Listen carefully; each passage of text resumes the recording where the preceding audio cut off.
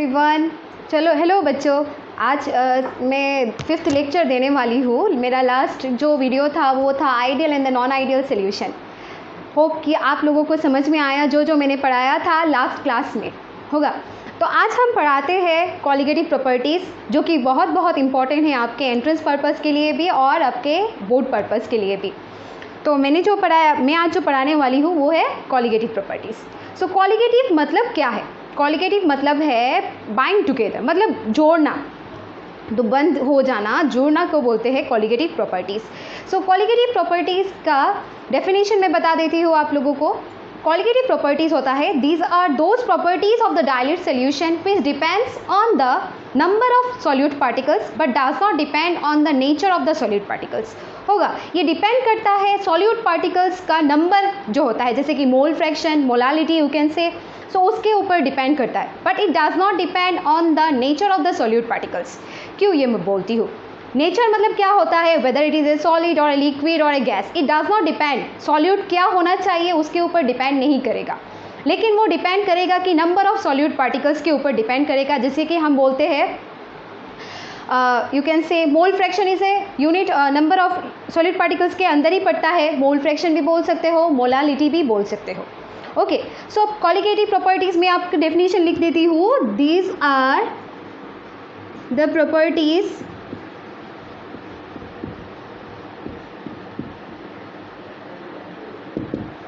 of dilute solution. These are the properties of dilute solution which depends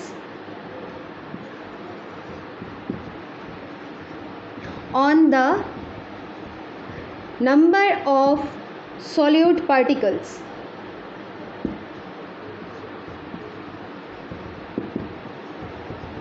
but does not depend upon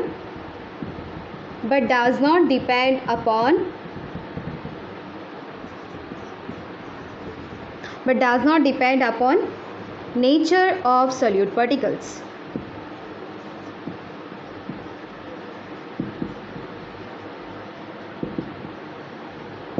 होगा, तो आप लोगों ने समझ लिया होगा। मैंने जो बोला था, मैंने जो एक्सप्लेन किया था वही मैंने बोर्ड पे लिखा है। These are the properties of dilute solution which depends on the number of particle. हमें एक बात याद रखना है, डाइल्यूट सोल्यूशन मतलब क्या है। तो डाइल्यूट सोल्यूशन मतलब होता है जिसमें तुम्हारा सॉल्वेंट पार्टिकल्स ज़्यादा हो। हाँ, तो सॉल्वेंट पार्टिकल्स अगर ज़्यादा होगा तो तुम्हारा क्या होगा, डाइल्यूट होगा। अगर सॉल्वेंट पार्टिकल्स कम होता है तो that means what, the property that means what, concentrated होगा। सो कंसनट्रेटेड और डाइल्यूट का समझ में आ गया आप लोगों को कि सॉल्वेंट पार्ट अगर ज़्यादा हो तो उसको बोलते हैं डाइल्यूट सोल्यूशन, और अगर सॉल्वेंट पार्ट कम होता है that it means it is A concentrated solution. Okay, so dilute और सॉल्वेंट का, ये डाइल्यूट और कंसनट्रेटेड का कंसेप्ट आपको समझ में आ गया होगा। सो ये होता है जिसका कंसनट्रेशन कम होता है, that means diluted solution which depends on the number of solute particles. जैसे कि मोल फ्रैक्शन है, मोलालिटी है, ये सब के ऊपर डिपेंड करता है क्या बोलते हैं आप लोगों का, colligative properties. But it does not depend upon the nature of the solute particles. जैसे कि सॉल्यूट पार्टिकल्स लिक्विड हो या सॉलिड हो या फिर गैसियस हो, उसके ऊपर डिपेंड नहीं करता है, बट द नंबर के ऊपर डिपेंड करता है कि मोल फ्रैक्शन कितना है, मोलालिटी कितना है। तो ऐसे टर्म्स के ऊपर डिपेंड करता है आपका कॉलिगेटिव प्रॉपर्टीज। हुआ, तो अभी आप समझ में आ जाना चाहिए वोलाटाइल, नॉन वोलाटाइल, वो तो आप लोगों को मैंने समझा दिया था कि वोलाटाइल क्या होता है और नॉन वोलाटाइल क्या होता है। तो अभी एक बात समझ के, before starting the colligative properties, मैं एक बात बोलना चाहती हूँ कि वोलाटाइल क्या होता है और नॉन वोलाटाइल क्या होता है। वोलाटाइल जो होता है कि जो वेपर स्टेट में जल्दी चला जाता है, लेकिन नॉन वोलाटाइल नहीं जाता है। ओके, सो वोलाटाइल के ऊपर ही हम लोग टॉपिक, हम जो डिस्कस करने वाले हैं वो वोलाटाइल के ऊपर ही डिस्कस करते हैं। लेकिन अभी जो होगा, तो अभी मैं एक्सप्लेन करने वाली हूँ कॉलिगेटिव प्रॉपर्टीज़ कितने टाइप्स का हो सकते हैं। So colligative properties, there are basically 4 colligative properties.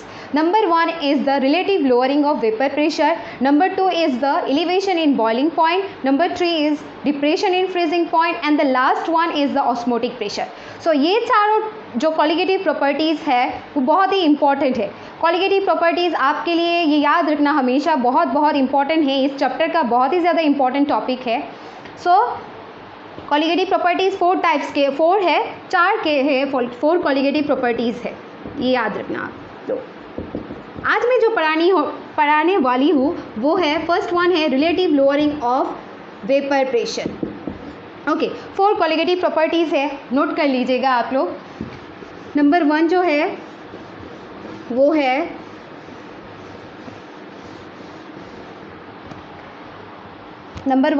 Relative lowering of vapour pressure. Relative lowering of vapour pressure.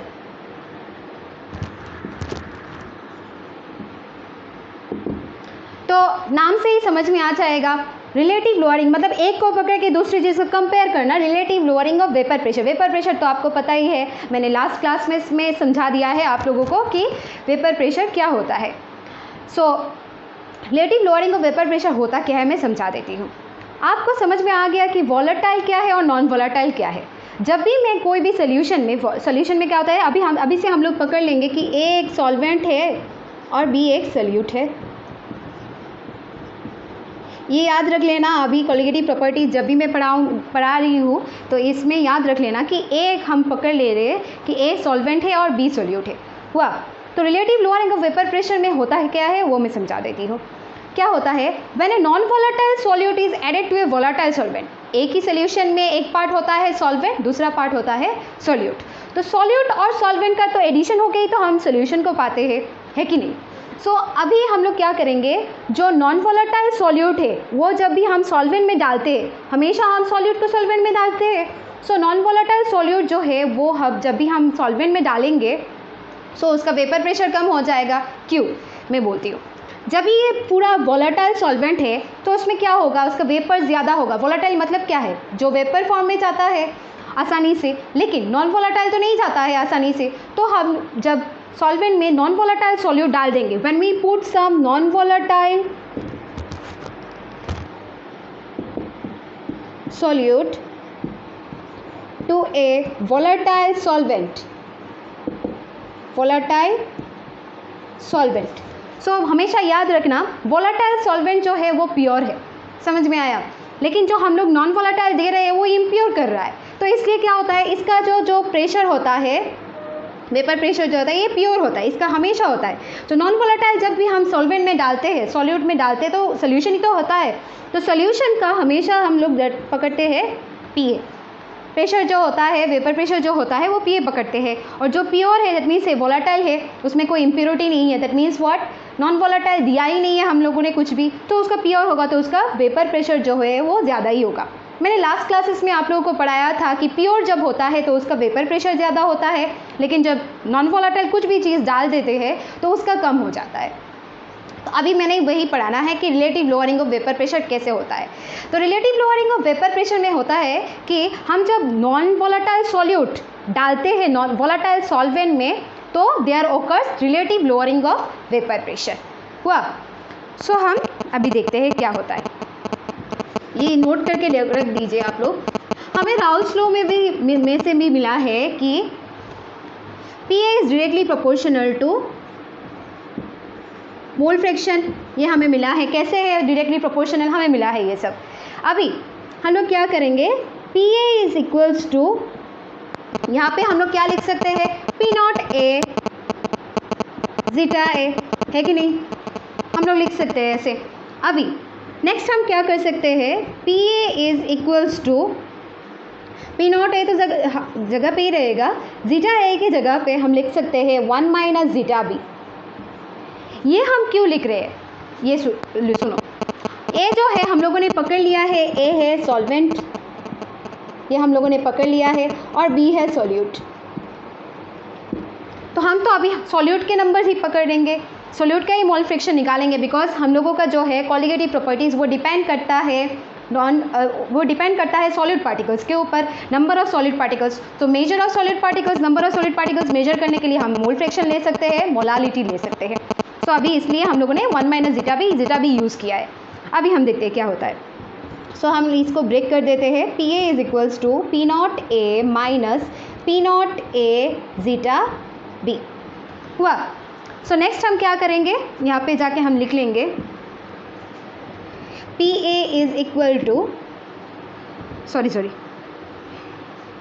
P naught A zeta B is equals to P naught A minus PA, है कि नहीं? तो हम ये लिख ले रहे।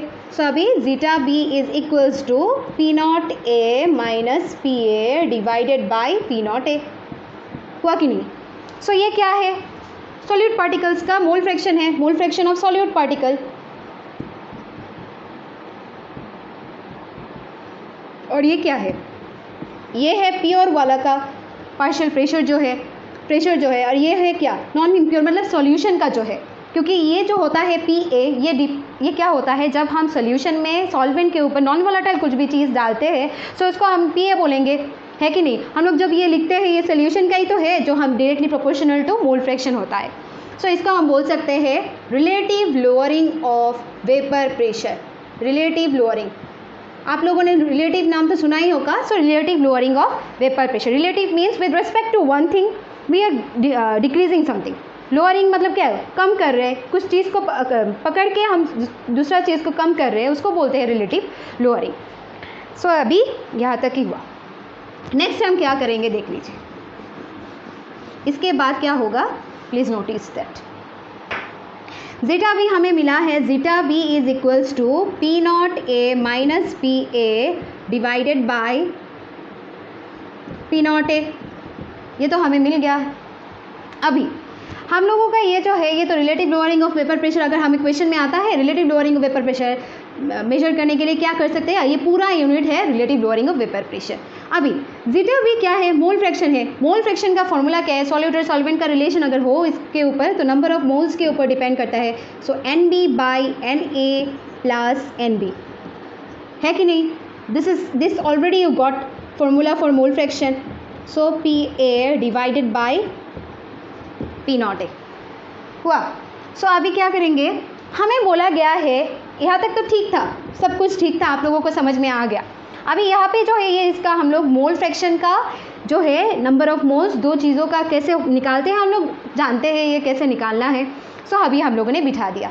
Next क्या होगा, अभी बोला है dilute solution, colligative properties dilute solution के ऊपर ही तो बोला गया है। सो डाइल्यूट कब होता है? फॉर डाइल्यूट सोल्यूशन सॉल्वेंट ज़्यादा होता है, तो हम लोगों ने पकड़ा था A को सॉल्वेंट B को सॉल्यूट पकड़ा था। तो ऐसे अगर हुआ तो हम क्या बोल सकते हैं, number of moles of A is greater than number of moles of B, very very greater than, yes और नो। सो हम लोगों ने लिख लिया। अभी हम क्या करेंगे, इसी इक्वेशन में NB तो जगह पे ही रहेगा और यहाँ पे NA प्लस NB, अगर ये ज़्यादा हो गया फॉर डाइल्यूट सोल्यूशन ये तो ज़्यादा होगा, इसका तो कोई वैल्यू ही नहीं रहेगा। सो NA हम लोग यहाँ पे लिख लेंगे is equals to P naught A minus PA divided by P naught A हुआ। नेक्स्ट हम लोग क्या लिख सकते हैं, NB की जगह पे given number of moles of solute की जगह पे क्या लिख सकते हैं हम लोग ये तो लिख सकते हैं कि NB is equals to what, WB by MB, given mass by molar mass, and NA का हम लोग लिख सकते हैं given mass by molar mass is equals to P naught A minus PA divided by P naught A। So ये है relative lowering of vapour pressure. अगर हम लोगों को बोला जाता है कि relative lowering of vapour pressure निकालो, सो हम लोग पूरा चीज़ को निकालेंगे। ये जो P naught A minus PA divided by P naught है, ये है पूरा ये चीज़ है relative lowering of vapour pressure. So this was the first property of colligative properties. Okay, colligative properties ये फर्स्ट वाला था जिसका नाम है relative lowering of vapour pressure. अभी नेक्स्ट हम लोग जो पढ़ेंगे वो है दूसरा नंबर का जो है वो है क्या होगा, दूसरा नंबर जो है वो है elevation in boiling point.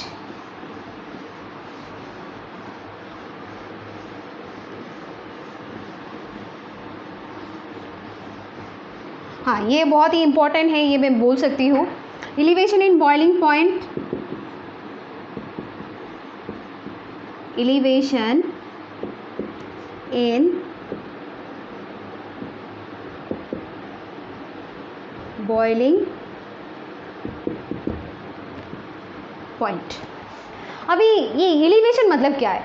Elevation का मतलब है कुछ चीज़ का बढ़ना मतलब ज़्यादा होना, इंक्रीज ऑल्सो यू कैन से increasing in the boiling point. अभी देखो एक बात, हम लोगों ने बोला है कि एक सॉल्वेंट जो है वो वोलेटाइल है, उसमें अगर नॉन वोलेटाइल सॉल्यूट देंगे तो क्या होगा, वेपर प्रेशर कम हो जाएगा। अगर वेपर प्रेशर कम हो जाता है तो क्या होगा, वेपर प्रेशर कम हो जाता है तो बॉइलिंग पॉइंट के साथ वेपर प्रेशर का क्या कनेक्शन है, अगर वेपर प्रेशर कम होता है तो बॉइलिंग पॉइंट ज़्यादा होगा, है कि नहीं। सो यहाँ पे क्या बोलेंगे, on addition of non volatile solute to a volatile solvent, ये आप लोग हमेशा याद रखिएगा। क्वालिटेटिव प्रॉपर्टीज़ में जो कि मैं 4 प्रॉपर्टीज़ पढ़ाऊंगी उस चारों में से ये याद रखना, हमेशा हम लोग वोलेटाइल सॉल्वेंट में नॉन वोलेटाइल सॉल्यूट ऐड करें।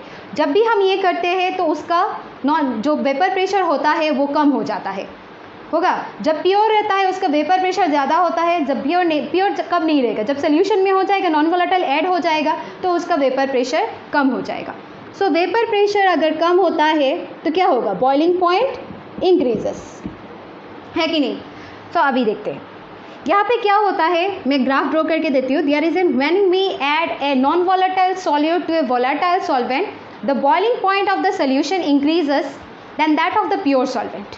How it happens, let's see. So यहाँ पे क्या होता है, मैं ग्राफ ड्रॉ कर रही हूँ।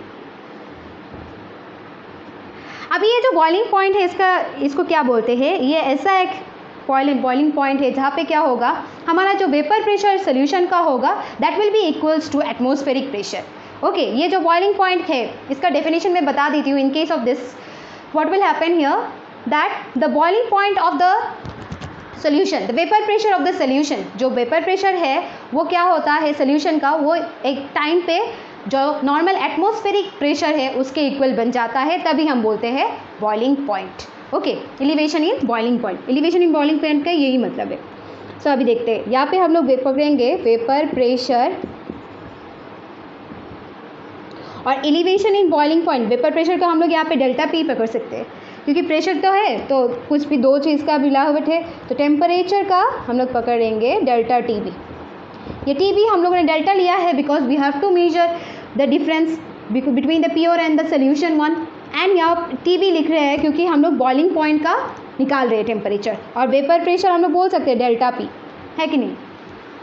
हाँ, अभी हम लोगों ने बोला है कि हम लोगों को आगे मिल गया था, जब मैं वेपर प्रेशर का प्रॉपर्टीज़ मेरा लास्ट जो वीडियोस था उसमें देख लीजिएगा आप लोग, वेपर प्रेशर और टेम्परेचर का जो रिलेशन है ये ऐसे होता है कर्व। तो अभी हम लोग बोलेंगे कि जब सिंपल प्योर सॉल्वेंट का जब रहेगा तब वेपर प्रेशर और टेम्परेचर का जो रिलेशन है, कैसे ग्राफ जो है वो कैसे होगा, ऐसे होगा, हुआ। तब क्या होता, प्योर सॉल्वेंट होता है। हाँ, उसमें कोई इम्प्योरिटीज़ नहीं देंगे, उसमें ना हम लोग नॉन वोलेटाइल कुछ भी नहीं देंगे, सोल्यूशन नहीं है, जस्ट प्योर सॉल्वेंट है, हुआ। लेकिन जब हम नेक्स्ट जो सॉल्वेंट तो नहीं रहेगा, सोल्यूशन बनना है, तो सोल्यूशन में क्या होगा, हम लोग नॉन वोलेटाइल सॉल्यूट डाल देंगे। नॉन वोलेटाइल सॉल्यूट अगर डालते हैं तो उसमें क्या होगा, कम हो जाएगा, वेपर प्रेशर कम हो जाएगा तो इसका नीचे आ जाएगा, हुआ। तो इसको हम बोलते हैं सोल्यूशन का ग्राफ, है कि नहीं, with respect to vapour pressure and temperature.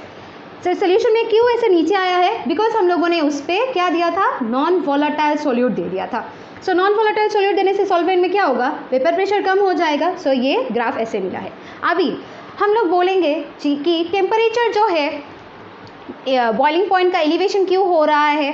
सो अब इतना टेम्परेचर में होना चाहिए कि वेपर प्रेशर जो सोल्यूशन का है that will be equals to what, that will be equals to the vapour pressure of the solution will be equals to the atmospheric pressure. अभी हम लोगों को ग्राफ जहाँ पे एटमॉस्फेरिक प्रेशर के इक्वल हुआ है दैट मीन्स 1 atm पकड़ लिया हम लोगों ने, यहाँ पे 1 atm है, यहाँ तक ही हो गया है। सो यहाँ पे सिमिलरली इसको भी ज्वाइन करेंगे जिस पॉइंट पे हम लोग 1 atm मिला है उस पर। सो ये जो है ये किसका है, ये जो पॉइंट यहाँ से आया है ये तो किसका है, प्योर सॉल्वेंट का है। तो प्योर का हम लोग कैसे लिखेंगे, टी बी नॉट टेम्परेचर जो होगा प्योर का, और अगर यहाँ जो है ये जो सोल्यूशन का है तो सोल्यूशन का क्या होगा, टी बी होगा टेम्परेचर, हुआ कि नहीं।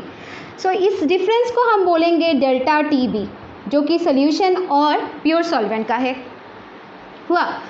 सो हम लोग देख सकते हैं कि इस ग्राफ से जब प्योर सॉल्वेंट का जो ग्राफ बनता है वेपर प्रेशर और टेम्परेचर का, वो थोड़ा ऊपर में होता है, लेकिन जब हम सोल्यूशन में नॉन वोलेटाइल सॉल्यूट डाल देंगे तब थोड़ा नीचे आ जाता है। लेकिन जिस पॉइंट में मीटिंग होता है टेम्परेचर, जब एलिवेशन इन बॉइलिंग पॉइंट क्या होता है, जब vapour pressure of the solution will be equal to the atmospheric pressure that is 1 atm। तो उस पॉइंट को हम लोग पकड़ के मीट करता है, जिस पॉइंट पे ये दोनों, उसको हम देंगे प्योर सॉल्वेंट का TB नॉट, और यहाँ पे होगा सोल्यूशन का जो है इम्प्योरिटी मतलब नॉन वॉलेटाइल सॉल्यूट डालने के बाद जो होता है, तो इसको बोलेंगे TB। अभी यहाँ से बोल सकते हैं डेल्टा TB क्या है, delta TB is equals to TB final है ना, तो फाइनल तो TB होगा, TB माइनस ये क्या है, इनिशियल है, तो इनिशियल होगा TB नॉट, तो फाइनल माइनस इनिशियल हुआ। सो कैसे मैंने ये प्रूफ करके दिखाया कि boiling point of the solution, solution तो ये है, ये boiling point of the solution है, और ये क्या है, boiling point of pure solvent. है कि नहीं? तो यहाँ पे यही तो बोला था मैंने कि यहाँ पे क्या होगा, एलिवेशन इन बॉइलिंग पॉइंट में जब भी हम वोलेटाइल सॉल्वेंट में नॉन वोलेटाइल सॉल्यूट डालेंगे, the boiling point of the solution is higher than that of the boiling point of the pure solvent. इसलिए तो बड़ा है, इसलिए हम बड़ा को छोटे को बड़े से माइनस कर रहे हैं। हुआ? I hope you all have understood. अभी हम नेक्स्ट डिराइवेशन में जाएंगे। हुआ? देख लीजिए आप लोग क्या लिखा हुआ है।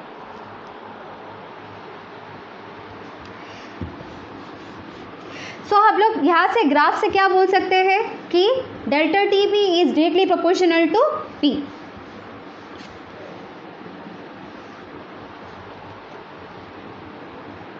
delta TB from the graph we can say that delta TB is directly proportional to P pressure के साथ, वेपर प्रेशर के साथ, और you can say delta TB is directly proportional to zeta. है कि नहीं? हम लोग ये बोल सकते हैं तो जीटा B, बिकॉज हम लोग कंसिडर कर रहे हैं सॉल्यूट पार्टिकल्स का, सो जीटा B। अभी क्या होता है, नेक्स्ट हम क्या लिख सकते हैं, delta TB is equals to, एक कांस्टेंट पकड़ लेते हैं क्योंकि ये प्रोपोर्शनलिटी को हटाना है हमें, इनटू जीटा B। हुआ? तो नेक्स्ट हम क्या करेंगे, delta TB is equals to K into zeta B। क्या है? वो है मोल फ्रैक्शन। सो मोल फ्रैक्शन को हम क्या कर सकते हैं, मोल फ्रैक्शन को हम लिख सकते हैं N of B divided by, क्या लिखेंगे हम लोग, N ऑफ A, क्योंकि हम फॉर डाइल्यूट सोल्यूशन पकड़ रहे हैं, कॉलिगेटिव प्रॉपर्टीज डाइल्यूट सोल्यूशन के ऊपर के बारे में बोल रहे हैं, तो इसलिए हम लोगों ने फॉर डाइल्यूट सोल्यूशन के बारे में हम लोग बोल रहे हैं ये बात। अभी इसलिए हम लोगों ने यहाँ पे N ऑफ A लिख रहे हैं, है कि नहीं? तो अभी हम क्या करेंगे, नेक्स्ट जो है वो del TB is equals to K into N of B by, N of B के जगह हम लोग क्या लिख सकते हैं, WB given mass by molar mass into Na क्या है, given mass by molar mass. So हम क्या करेंगे, यहाँ पे नीचे हो जाएगा given mass WB by MB। So यहाँ पे क्या होगा, MA बाय WB। ये तो समझ में आया आप लोगों को? नेक्स्ट हम लोग क्या करेंगे, नेक्स्ट हम लोग यहाँ पे लिख लेते हैं, कहाँ पे लिखेंगे, हाँ यहाँ पे लिख लेते हैं, जगह नहीं है। सो डाइल्यूट सोल्यूशन है, आप लोगों को तो समझ में आया, इसलिए मैंने सिर्फ Na पकड़ा है, not Na plus NB, because dilute solution consider कर रहे हैं इसलिए। तो अभी क्या करते हैं, next delta TB is equals to K into Ma। इस Ma को हम लोग एक साथ लेकर आ रहे हैं, into WB by MB into 1 by WA। हुआ? नेक्स्ट हम लिख सकते हैं K into MA by 1000 into WB by MB into WA into 1000। ये हम लोग क्यों लिख रहे हैं, अलग अलग से क्यों लिख रहे हैं, बोल सकते हो क्यों लिख रहे हैं? इसको हम अलग से लिख रहे हैं क्योंकि हम लोगों ने बोला था इनिशियली में जो कि कॉलिगेटिव प्रॉपर्टीज़ जो है वो डिपेंड करता है on the number of solute particles. So number of solute particles तो रहा नहीं, क्योंकि हम लोगों ने मोल फ्रैक्शन हटा दिया है, हम मोल फ्रैक्शन को एक्सपांड कर दिया है। सो अभी इसमें क्या लिखेंगे, K इंटू MA बाई 1000। इसको हम मोलालिटी लिख सकते हैं कि नहीं? सो मोलालिटी लिख सकते हैं। कैसे बोलो, मोलालिटी का फॉर्मूला क्या है, number of moles of solute WB given mass by molar mass WB by MB divided by क्या था, mass of the solvent in kg। So mass of the solvent WA मतलब क्या है, mass of the solvent given mass of the solvent. So ये है, सो इसलिए हम लोग इसको इसके साथ लिख रहे हैं। हम लोगों ने ये 1000 पकड़ के आप लोगों को समझ में नहीं आया है क्योंकि क्यों मैंने ये 1000 लिया है। ये 1000 मैंने यहाँ पे जो डिवाइड किया है यहाँ पे भी मल्टीप्लाई किया है क्योंकि अल्टीमेटली ये तो रिलेशन रहना है ना। तो ये 1000 पकड़ा है, अगर केजी में नहीं दिया हुआ है तो हम लोग तब 1000 मल्टीप्लाई करेंगे, हुआ। सो इसको हम क्या लिख सकते हैं फिर इसके बाद KB इंटू M। सो यहाँ पे del TB is equals to KB into M, where M is the molality, KB is the molar elevation constant और you can say ebuloscopic constant। ये जो constant है ये किसके ऊपर डिपेंड करेगा? सॉल्वेंट पार्टिकल्स के ऊपर डिपेंड करेगा। It will not depend on the solute particles. क्यों? क्योंकि इसका KB जो है इसका वैल्यू क्या है? K into MA/1000। MA क्या है? Molar mass of the solvent, not of the solute. So हमेशा याद रखना, अगर बाई चांस आपके एंट्रेंस में भी आ गया या बोर्ड क्वेश्चन में आ गया कि व्हाट इज इबुलोस्कोपिक कांस्टेंट आ सकता है। सो इबुलोस्कोपिक कांस्टेंट क्या होता है? ये जो है ये क्या है? ये डिपेंड करता है number of solvents. Okay, it is a unit, you can say it is a constant, ebullioscopic constant और मोलर एलिवेशन कांस्टेंट। सो इसका यूनिट क्या हो सकता है? केल्विन केजी पर मोल। कैसे बोल सकते हो हम लोग? इसका जो यूनिट है, इसका यूनिट है केल्विन केजी पर मोल। ये हम क्यों बोले? del TB का यूनिट क्या है? टेम्परेचर का यूनिट केल्विन है और मोलालिटी का मोल पर केजी है। सो अगर ऊपर जाएगा तो क्या होगा? केजी पर मोल होगा, हुआ। सो यहाँ तक ही है हमारा एलिवेशन इन बॉइलिंग पॉइंट। मैं सम्स करवाऊंगी, आप लोग ये टेंशन मत लीजिए, मैं अलग से क्लास लूँगी। मुझे टाइम नहीं मिल रहा है क्लास करवाने का, वो मैं सम्स का। First let me complete the qualitative properties, उसके बाद मैं वीडियोस दूंगी। जो भी होगा, जो कन्फ्यूजन होगा, आप लोग मुझे कमेंट सेक्शन में बता दीजिए कि मैम ये समझ में नहीं आया, ये वो समझ में नहीं आया, तो मैं वो कन्फ्यूजन क्लियर कर दूँगी। बाकी आप लोग जो पढ़ा रही हो वो उसमें कंसंट्रेट कीजिए। सम्स आप लोगों को आ ही जाएगा, अगर आप लोग कंसंट्रेट करके सुनते हैं ये जो बोल रही हूँ मैं, सम्स ऑटोमेटिकली कर पाएंगे। फिर भी टेंशन मत लीजिए, मैं जो भी क्वेश्चन होगा, जो भी प्रॉब्लम्स होगा मैं करवाऊँगी। NCERT का हो या कोई भी क्वेश्चन हो, मैं NCERT का करवाऊँगी exercise, don't worry about that. इन टेक्स्ट का जो क्वेश्चन है वो भी मैं करवाऊँगी, सॉल्व करवाऊँगी। आप लोग बस अपना वो जो है, जो थ्योरी पार्ट है वो अभी नोटिस कर लीजिए। Okay, so this are the 2 colligative properties which I explain today. मेरे नेक्स्ट वीडियो में मैं समझाऊंगी बाकी 2 कॉलिगेटिव प्रॉपर्टीज़, जो कि है first one is that depression in freezing point and the next one is osmotic pressure, that are also very important. तो ये दोनों आप लोगों को समझ में आ जाए। नेक्स्ट जो है वो मैं कंटिन्यू करवाऊँगी मेरी नेक्स्ट क्लासेस में। That's all for today, thank you, take care.